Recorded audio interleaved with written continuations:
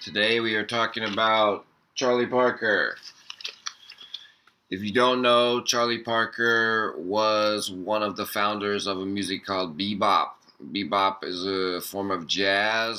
This music was a different kind of jazz. The swing was popular. You could equate it to pop right now. Like, swing was the most popular thing on the radio. So these guys figured out this jazz music that was a little bit more intelligent and musician-y and hard to decipher, and actually until you kind of listened to it, it was hard to understand what they were doing. Okay, so this study in Charlie Parker records is going to show us the difference between 12 inches and 10 inches.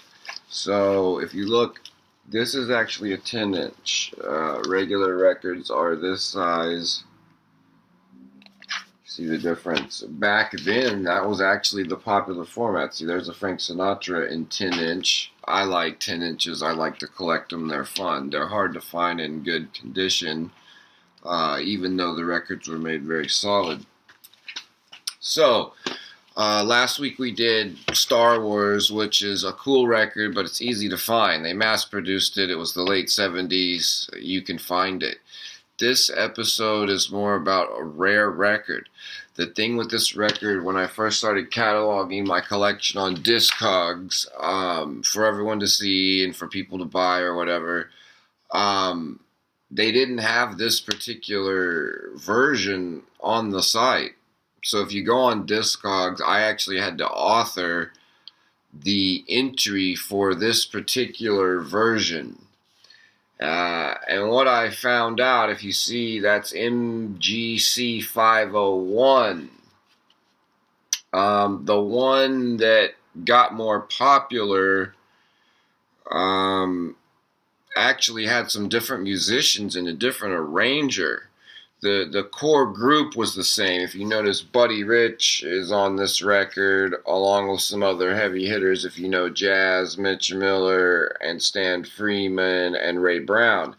So that was a big selling point of the record. But I imagine what happened is they cut this version first, and then they didn't like it. They had to redo it. They wanted to do some other songs, and they recut a whole nother version, a whole nother studio. It wasn't like today where you can just have a file and, it's like, oh, I don't like the mix. Can you bring that? They had to actually recut the whole thing. So that was what was so confusing about this record, that when I saw it, there wasn't an entry. There wasn't even an eBay sale of this version. Now, I've since figured out that also this is on a record label called Clef Records. It's on Clef Records, and the more popular copies are on Mercury.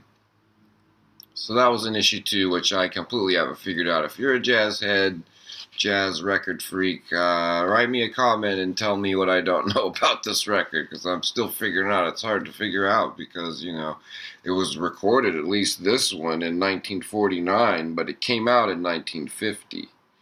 So, yeah, this was, Parker usually didn't record with strings. That's why it's a big deal. Back then, people would do records with bigger string sections, and it was a big deal.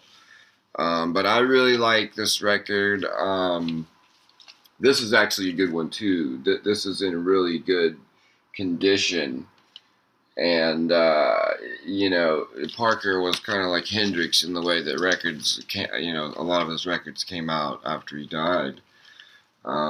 This is a reissue of just a live version of him on, I think at Minton's or something. But it's not very good. It says high fidelity, but on the back it gives you a warning. This is not a high fidelity album. So anyway, the point of this really was that this record is rare. I've never seen it sold anywhere. Look at the catalog number there, guys. MGC 501. Let me know what you know about this record. I want to keep it. Incidentally, it's in very good shape. The cover's taped a little bit here. You might not be able to see the Scotch tape, but I mean the record. It's hard to see, but it's got some little scratches and stuff, but no skips. And I don't know. I mean, for how old it is, I'd probably have to classify it as VG. I mean, it might be technically VG plus. But you heard the music, not too much crackle. So it's definitely one of my favorite pieces in my collection, along with this piece right here that's framed. That version just sold on eBay for $780 I saw recently. So I had to frame that one. It's red, it's rare and stuff. So that's my rare jazz episode. Big shout outs to PGIAMPI1 in Connecticut, who bought a Kenny Burrell record from me. And he has an incredible collection of Blue Notes. So shout out to you, sir, and I hope you're having a good day. So hopefully we get some jazz aficionados and record people to help me out on this record. I think it's the second ever release of this particular album. I thought it was the very first, but my notes say this is a re-release of the Mercury one. So it's a re-release of the Mercury on Clef, but it's still from 1950. And I love it. I love Charlie Parker, and that's it. So we'll see you next time on the record shelf.